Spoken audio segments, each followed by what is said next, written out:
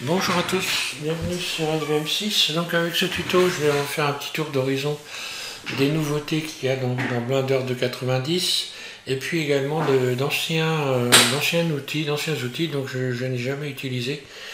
Mais donc Patrick Pouze, merci pour ton invitation à utiliser donc un outil qui est dans Blender depuis un certain temps déjà, en ce qui concerne donc le texte, l'apparition du texte, puisque dernièrement j'ai fait donc un tuto sur TextFX ici, hein. Je crois que je dois l'avoir ici, voilà, TextFX ici, hein. TextFX que j'ai donc fait deux tutos sur cet addon-là. Ceci dit, il y a une façon intéressante pour pouvoir faire apparaître du texte, on va voir, avec un outil que l'on a depuis un certain temps dans... imaginons que je rajoute un plan ici, d'ailleurs ce que je vais faire, ou alors je vais modifier ici la couleur. Enfin, je vais rien modifier du tout, d'ailleurs je vais juste aller vous faire... Donc voilà, c'est obstacle principal. Donc pour certains vous connaissez certainement, et ça fait déjà un petit bout de temps que ça y est, mais bon, moi je n'ai jamais utilisé. Je n'ai pas eu l'occasion de le faire et j'y ai même pas pensé d'ailleurs. Donc je vais quand même vous en parler. Pour ceux qui ne connaîtraient pas éventuellement. On va voir dans les nouveautés de Blender, on va parler du système donc ici. En ce qui concerne pas le débruitage, ça doit être ici je pense. Le débruitage en temps réel, bon, c'est pas ce qu'ils ont fait de mieux pour l'instant à mon avis, hein. Mais bon, voilà, le débruitage, voilà. Donc on est sur il y a un système donc, qui s'appelle Optics ici, qu'on a dans les préférences maintenant. Ici, Optics, on peut cocher Optics. Et puis on peut utiliser Optics dans le débruitage, si j'ai bien compris tout, parce que je suis un peu comme tout le monde, je suis en train de tester un petit peu tout ça. Et alors je ne suis pas le seul à en parler, d'ailleurs je vais vous les donner des liens en même temps, hein. Il y en a qui en parleront peut-être mieux que moi encore. Je disais donc, on a dans le débruitage, que l'on va retrouver ici, voilà, ici le débruitage, voilà, et dans le débruitage, ici on retrouve en temps réel, donc, bon, soi-disant en temps réel, hein, c'est pas en temps réel, mais parce que là, voilà, si on regarde, alors effectivement, j'ai plus tous les petits points qui restent sur les images, comme dans les anciennes versions. Là, je suis sur le mode cycle, hein, et on voit que j'ai un rendu qui est à peu près correct. Bon, voilà, on n'est pas encore dans les mêmes résultats qu'on obtient avec le mode Eevee ici, hein. Ça, voilà, pour moi, ce serait ça l'idéal. Maintenant, moi, je m'emballe pas avec ça parce que franchement, c'est pas ce qu'il y a de mieux. Par contre, vous allez voir qu'on va parler d'un outil qui s'appelle Extrude Manifold et que l'on retrouve lorsque l'on va dans le mode Edit, ici. Donc voilà, ici, dans cette fenêtre-là, eh bien, on a ici Extrude Manifold. Donc, je vais vous faire cette démonstration rapidement. Vous allez voir que pour faire des modèles complexes, c'est particulièrement intéressant d'utiliser cet outil-là. Ensuite, je vais vous en parler tout de suite. Faites attention maintenant si vous ajoutez un modificateur. Par exemple, imaginons que j'utilise un modificateur subdivision de surface ici. Pour appliquer le modificateur, il faut donc être en mode objet évidemment. Et ici, il faut cliquer sur la petite flèche pour voilà, pour appliquer ou faire un CTRL A. Voilà, tout simplement. Ça, je ne vais pas le mettre, ok. Alors, il y a du nouveau dans le mode sculpt. Donc là, je vous invite à aller regarder ce qu'a fait le travail de... D'ailleurs, il a parlé aussi des nouveautés, hein. Donc, la caverne du VFX, c'est Antonin, je crois, Anthony, hein, c'est Anthony. J'ai perdu son prénom, c'est pas grave.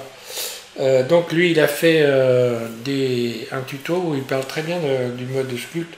C'est plus sa spécialité que la mienne. Moi, je sculpte, mais sur du bois ou de la pierre, mais pas tellement avec Blender. Donc, je vous invite à aller regarder. Je vous mettrai donc le lien sur sa vidéo sous cette vidéo. On va parler aussi du tuto ici, pas du tuto d'un addon que je vais vous mettre en téléchargement qui me paraît assez intéressant pour aller rechercher des images HDRI directement à partir de cette fenêtre-là. Donc là, à partir de cette fenêtre, ce qu'il y a de bien, c'est que vous pouvez en changer autant que vous voulez en cliquant sur les flèches. Vous avez donc tout de suite, lorsque vous avez attribué un dossier d'image HDRI, eh bien, vous allez tout de suite aller rechercher les éclairages qui vous plaisent avec ça. Donc ça, c'est un ancien, c'est pas tout nouveau, hein. Mais je l'avais pas installé, je sais pas pourquoi exactement, mais bon, ça me paraît intéressant de l'avoir. Voilà, donc je vais parler de ça. Alors je vais commencer donc par le débruitage. Donc le débruitage, on a vu qu'il faut aller ici. Alors ça marche pas pour tout le monde, hein, parce que ça dépend des cartes graphiques que l'on a. L'Optix ici, OptiX, et OptiX ça marche avec certaines cartes, donc il faut. Et la mienne ça passe, hein, donc moi j'ai une 1060, ça passe, mais suivant les catégories de cartes graphiques que vous avez, ça peut fonctionner ou pas. Donc pour ça, pour avoir plus de renseignements, je vous conseille de regarder le tuto donc, de la caverne du VFX, hein. Il en parle très bien. Et donc il vous explique tout ça. Moi c'est pas ma grande spécialité, mais bon c'est un truc qu'il va falloir travailler dessus, hein. Donc voilà, je vous fais découvrir comme ça très brièvement.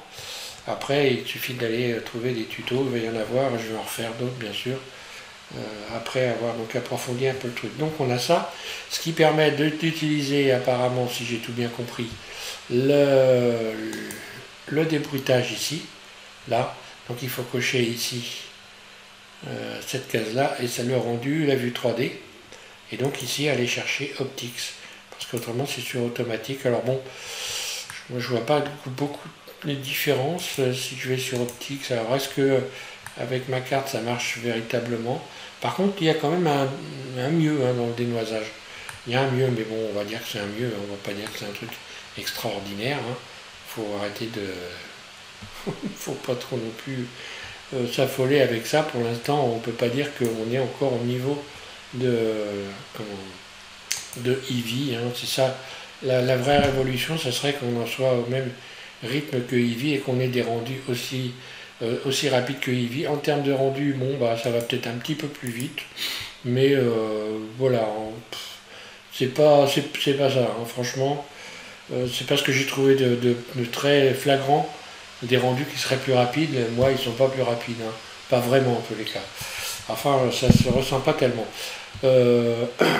Mais bon, il y a une amélioration on va dire, allez. Extrude Verify, on verra le texturage direct.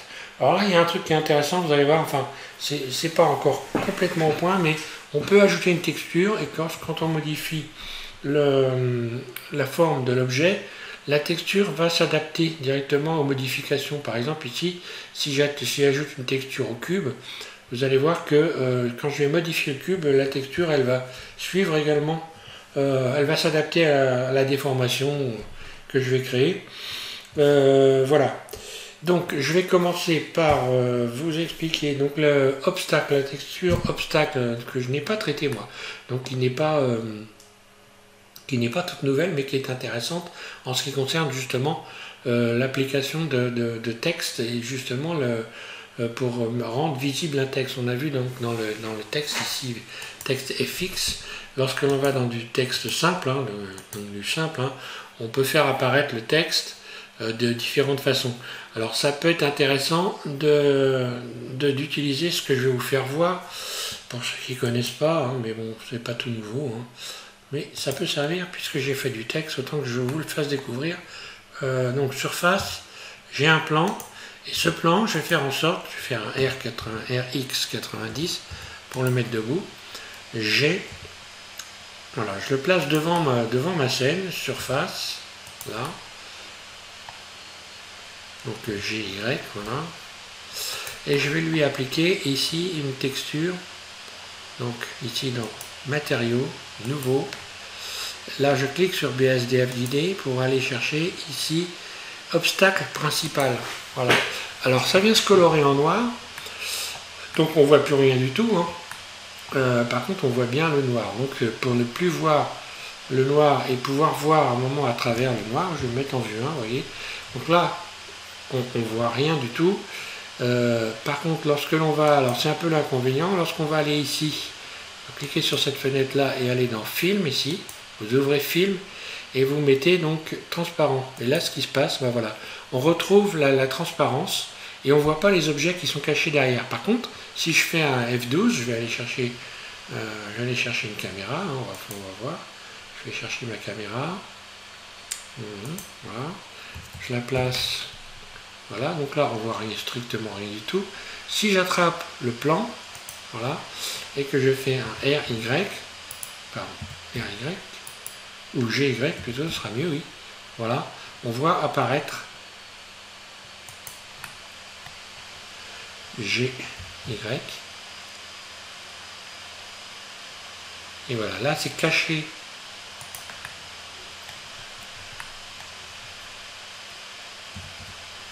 Derrière, donc si j'avais mis du texte, je pourrais faire apparaître le texte en faisant un GZ par exemple.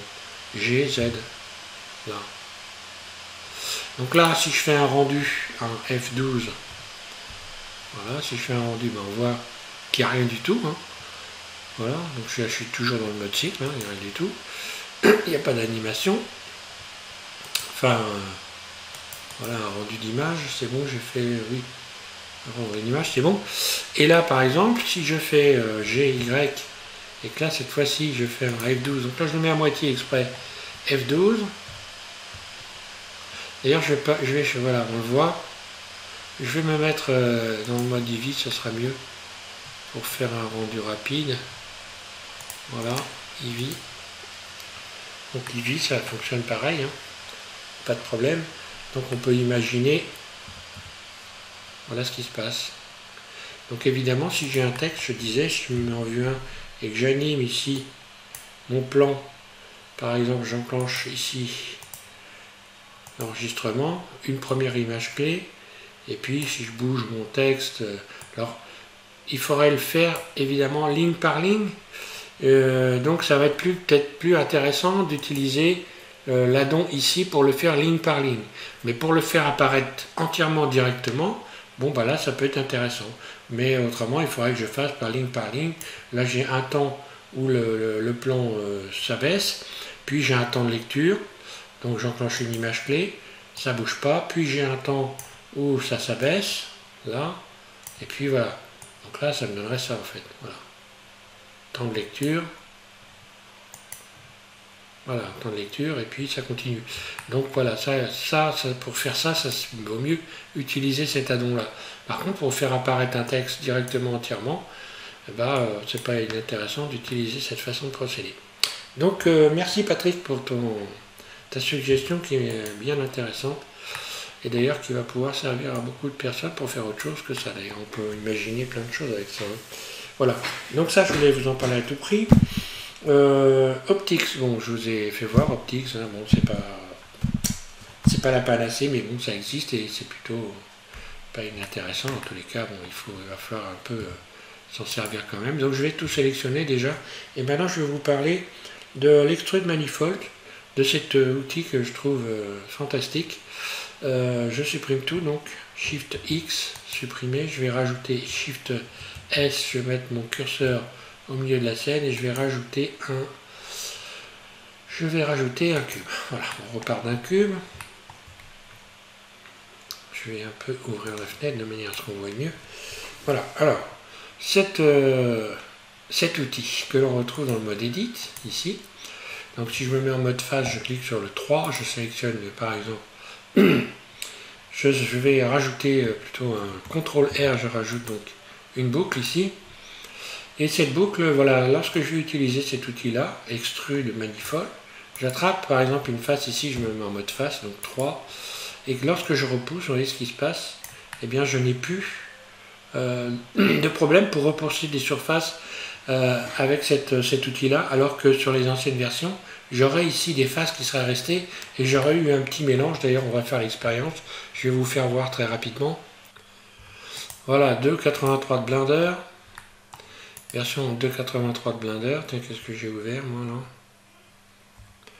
Donc, je disais version 2.83. J'ajoute un cube.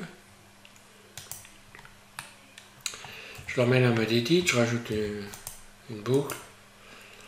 Un rayon, voilà, et je repousse avec l'outil ici, extruder normal. Et voilà ce qui va se passer lorsque je recule. Eh bien, je me retrouve avec un petit, et en plus, des faces qui se chevauchent. Enfin, c'est l'enfer, quoi. Donc là, le nouvel outil, là, il est vraiment intéressant parce qu'on va pouvoir modéliser des surfaces complexes très rapidement. Par exemple, si je sélectionne ça, je fais I pour faire des faces internes. Hop, voilà, je peux utiliser l'outil directement. I, là, repousser. Par exemple, ici, bah, si je fais une extension, par exemple comme ça, puis je rajoute une boucle ici, je repousse là, on voit, hop là. Je vais me remettre en mode face, 3. Voilà, je peux par exemple, vous imaginez si vous voulez faire votre bureau, enfin c'est le, voilà, c'est super quoi.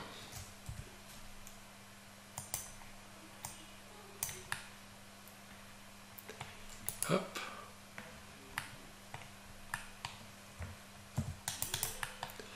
Alors ça je crois que bon, alors je voulais pas utiliser Blender 2.90 finalement, je voulais rester un peu sur 2.80. Alors voilà, par exemple, voilà ce qui se passe ici.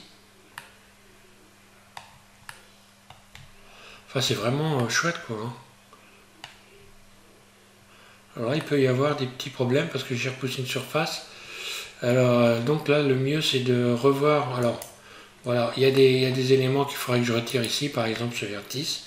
Je vais faire donc un X, dissoudre le vertice, là, voilà. Il peut y avoir éventuellement des petites retouches. Là, j'ai une face, voilà, qui correspond plus parce que j'ai repoussé. Donc, je vais faire X face. Là, voilà. Elle est encore là. Donc là, je serais obligé, par exemple, de retirer cette face-là. Il peut y avoir des petites retouches, mais bon, globalement, c'est intéressant. Je vais me remettre, voilà, je vais refermer ça.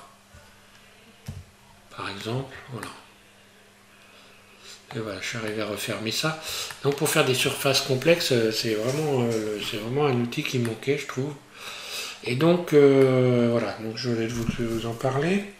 Qu'est-ce qu'on va avoir encore? Donc, oui, le texturage. Donc, je vais repasser au texturage. Je vais faire donc supprimer tout ça.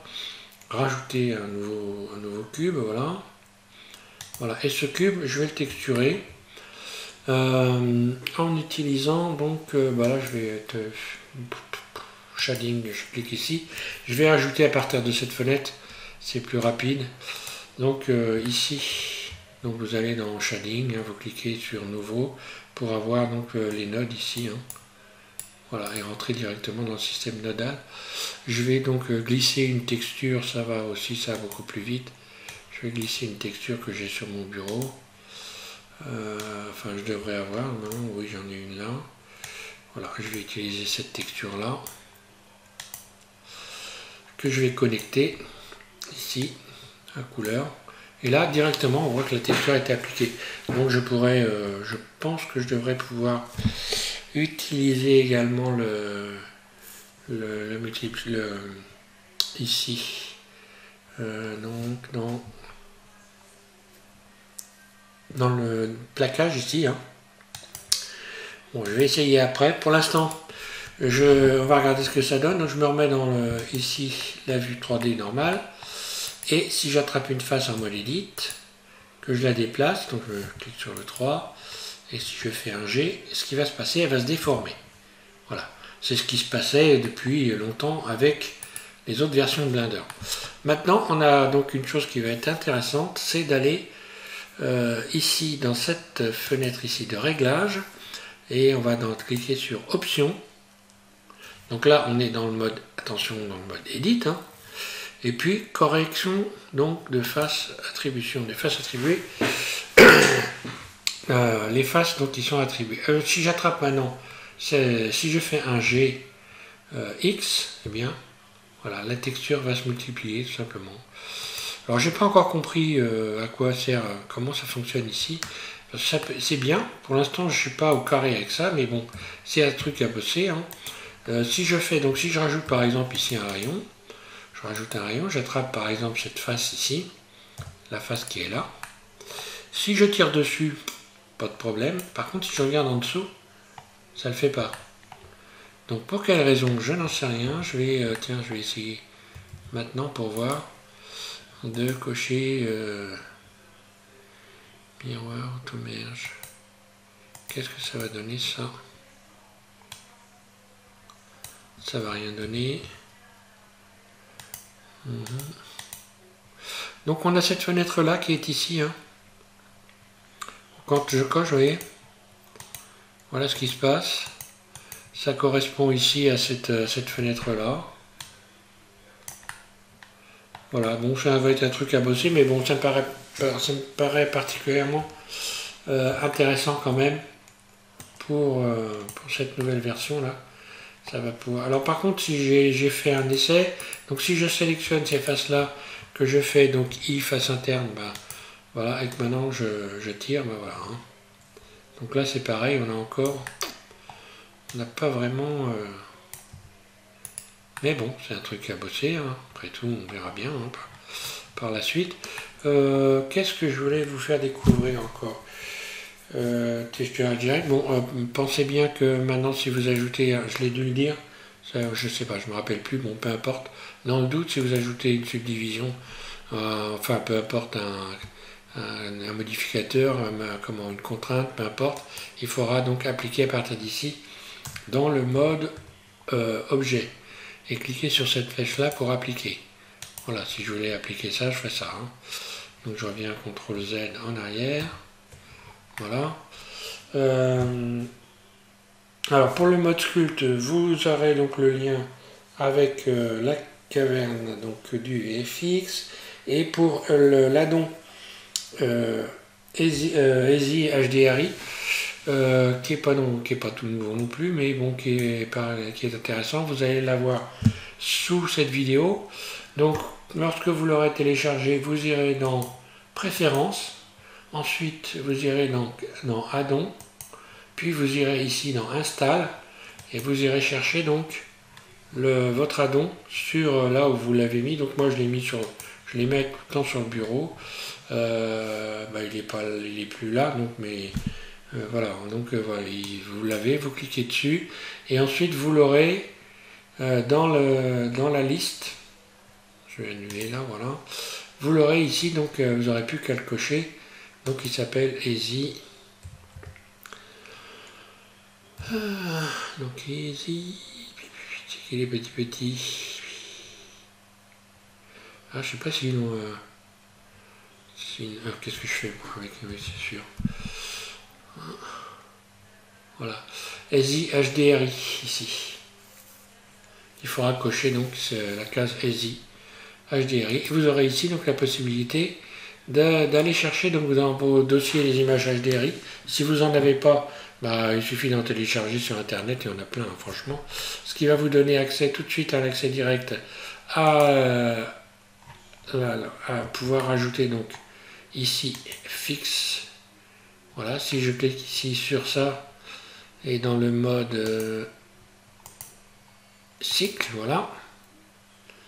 Ok.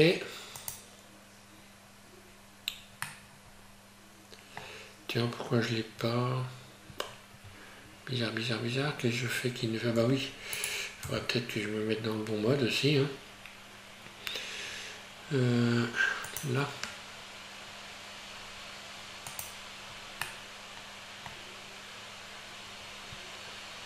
Tiens, donc ça fait que je l'ai pas en fond d'écran. Ah bah oui, suis-je bête. Oui, donc si vous utilisez donc l'outil, donc la couleur, la texture, donc obstacle, si vous utilisez ça, forcément là vous avez donc utilisé la transparence. Donc il faut retourner dans Film, ici, décocher la transparence pour pouvoir évidemment voir donc les images de fond d'écran en HDRI. Je me disais aussi c'est bizarre, je les voyais plus. Voilà, donc je vais aller rechercher celle que j'utilise moi les trois quarts du temps. C'est celle-là, hein. Je la trouve assez bien. Voilà.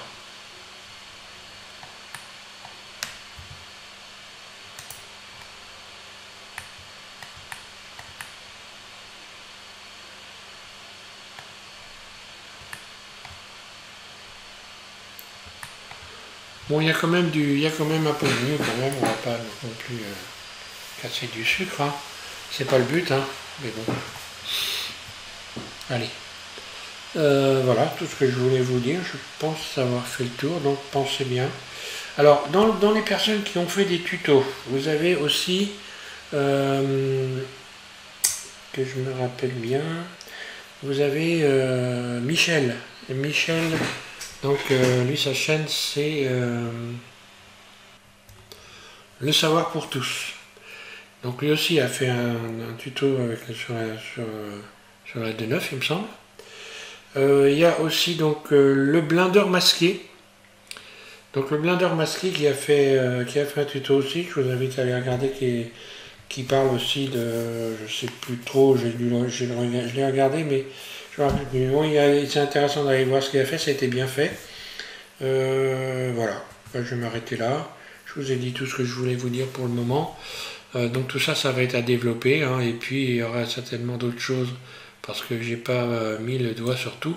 J'ai commencé à faire un petit peu le point de ce que faisaient les uns les autres, de ce qu'ils avaient découvert. Il faut que j'aille maintenant m'intéresser comment... Ah oui.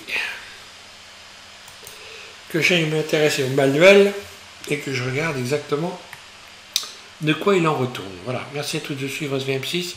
Amusez-vous bien avec tout ça et bonne fin de journée.